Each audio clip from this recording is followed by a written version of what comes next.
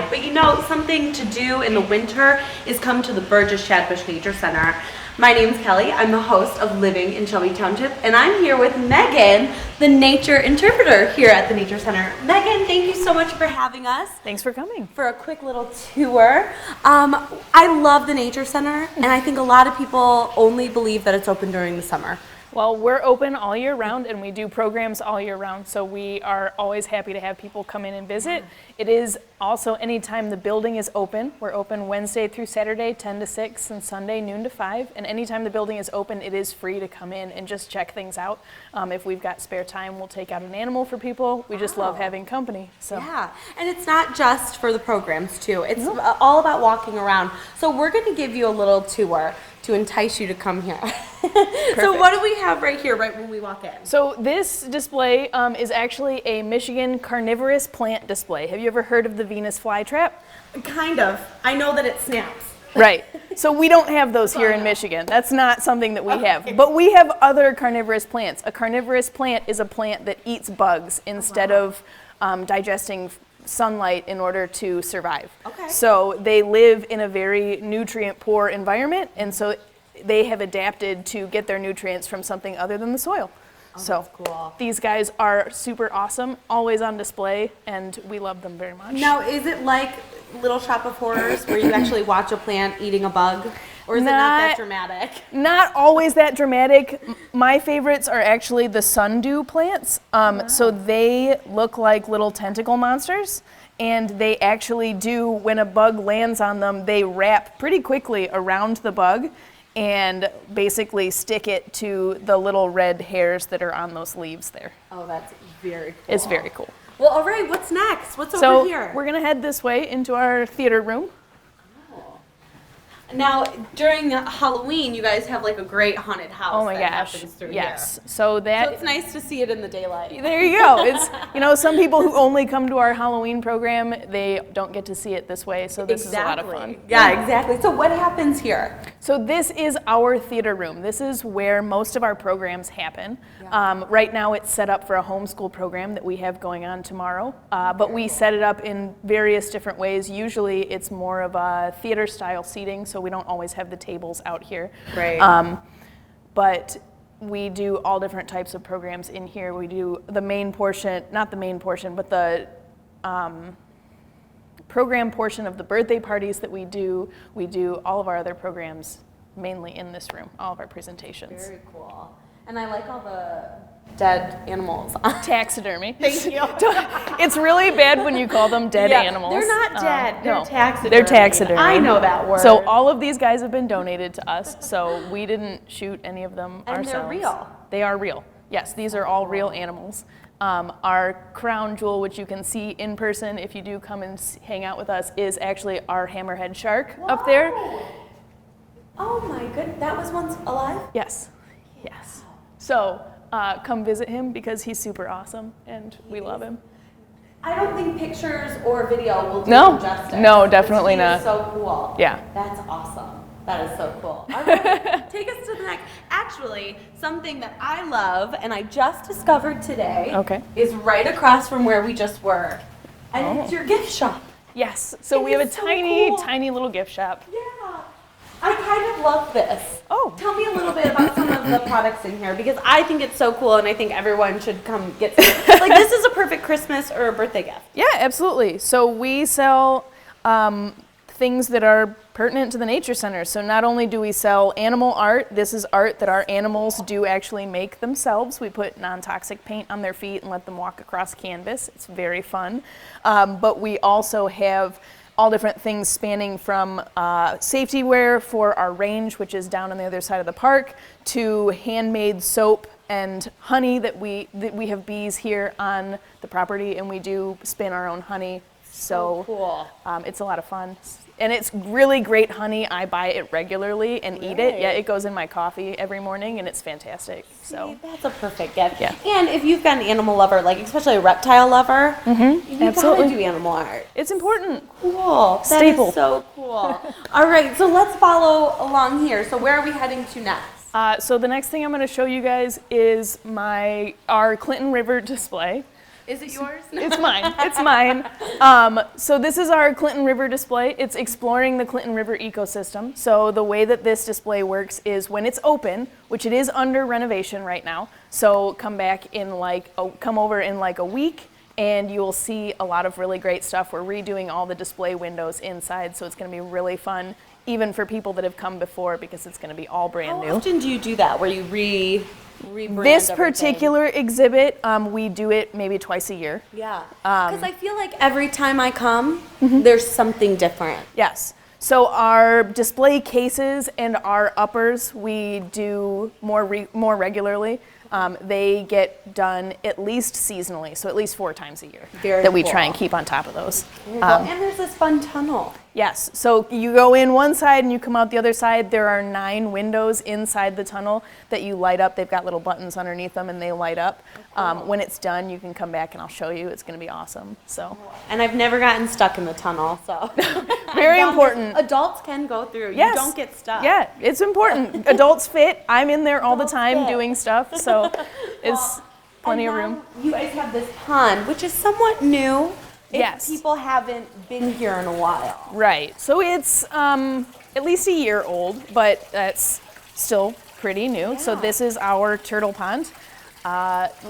Taking a look at pond ecology and turtle habitat. So obviously this is a recreated habitat, but it does, you do get a good chance to look at pond ecology as opposed to pond ecology.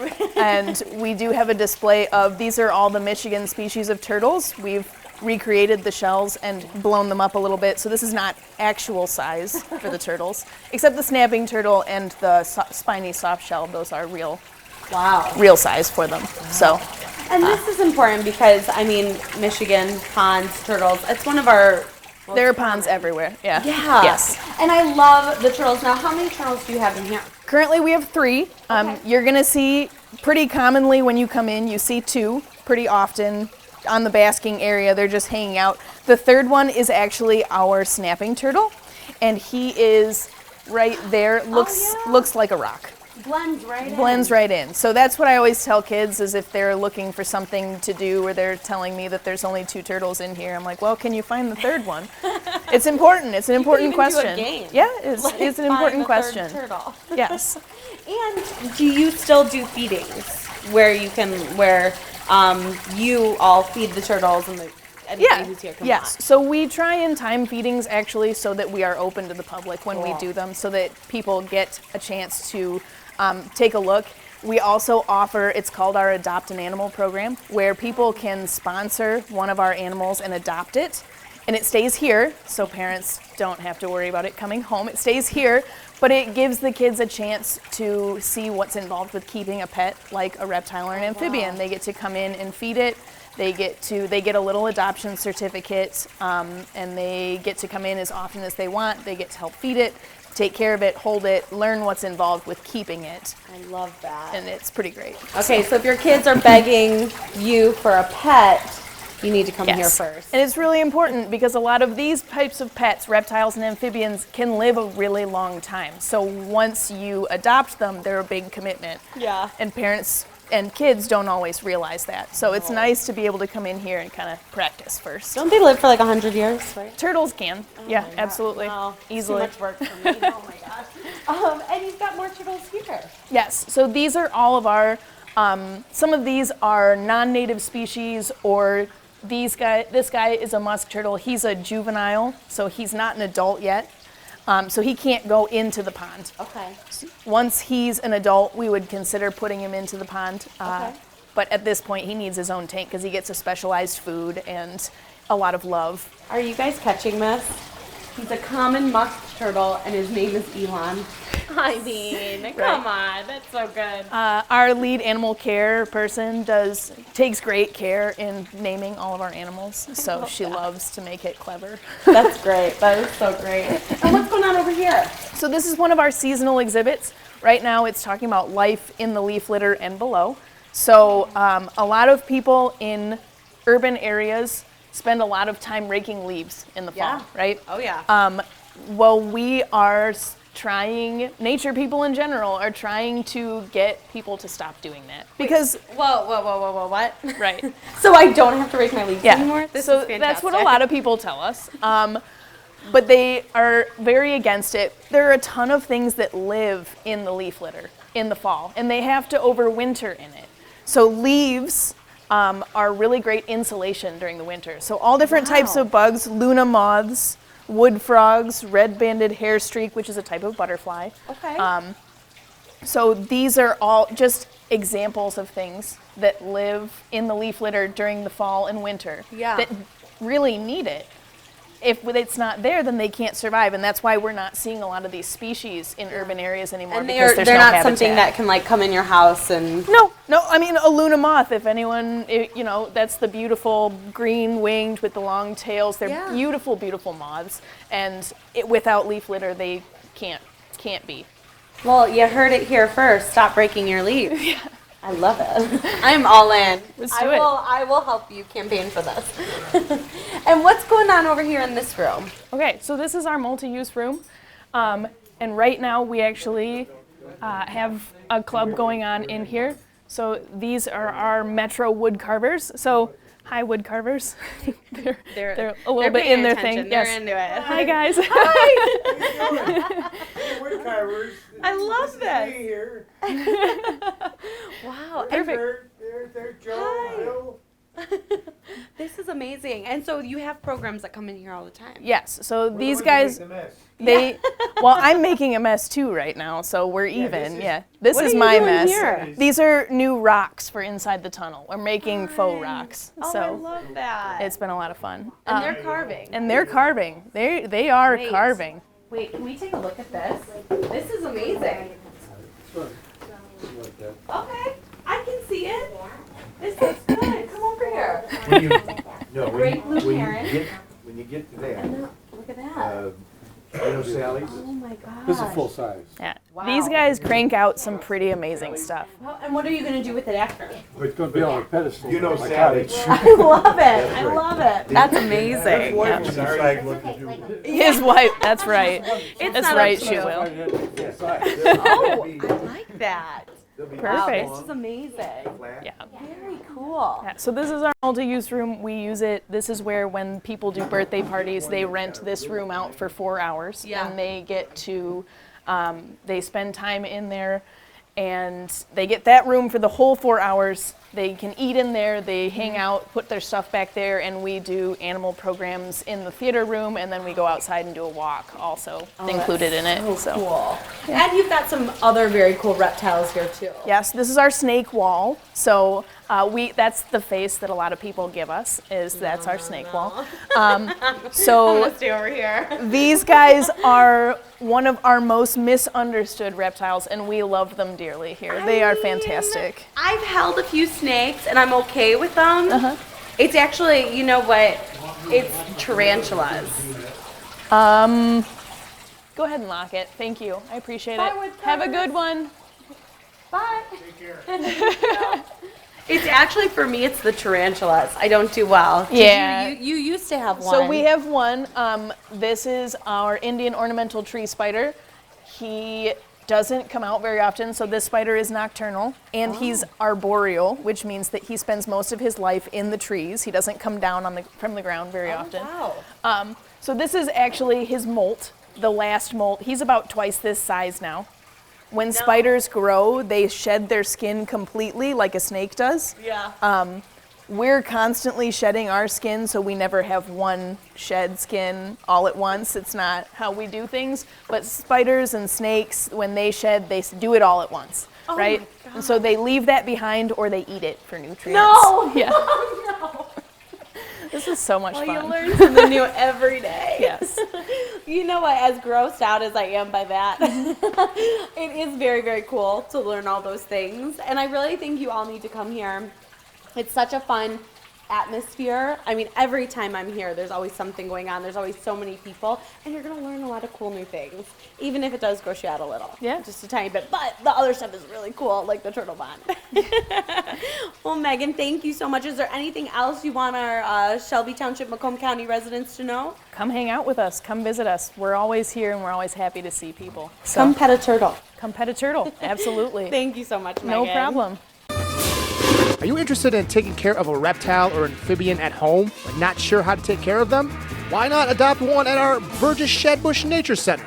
One-year adoptions are $25 for a small animal and $50 for a large animal. You'll get an adoption certificate, and the adoption fee will help cover vet care and expenses for your animal. You're encouraged to come in regularly to take care of your animal. For more information, you can call the Burgess Shadbush Nature Center at 586-323-2478 or contact them at naturecenter@shelbytwp.org. You can visit the Nature Center yourself at 4101 Riverbends Drive, off of the Ryan Road entrance of Riverbends Park.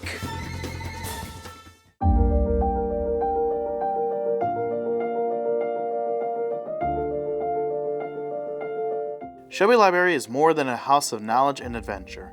It's a place to experience, and that's what the Friends of the Library are doing. On Wednesday, January 8th at 7:30 p.m., the Friends of the Library hosted an event with Detroit author Patricia Murray discussing her book, Blessed Solaces Casey. Detroit Free Press journalist and author Patricia Murray has a history with the Catholic churches in the Detroit area. Father Solaces was a Detroit-based friar, co-founder of the Chapin Soup Kitchen.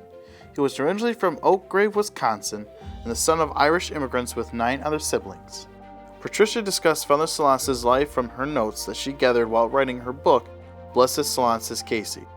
The book also has 200 photos depicting Solaces' life from his childhood to his passing. It was a full house for the event with some great moments, such as Patricia sharing her family interaction with Father Solaces. My husband's aunt had polio, and the doctor said she wasn't going to make it. And my husband's grandfather wrote a letter to Father Solanas saying, please come and visit, please, Mary Ellen's dying.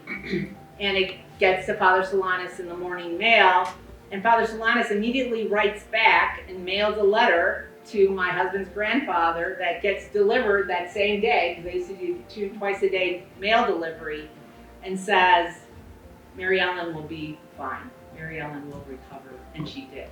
Okay, so that's in my family. If you wish to know about the next Friends of the Library event, go to shelbytwp.org/calendar. While you are there, see what's happening next in Shelby Township.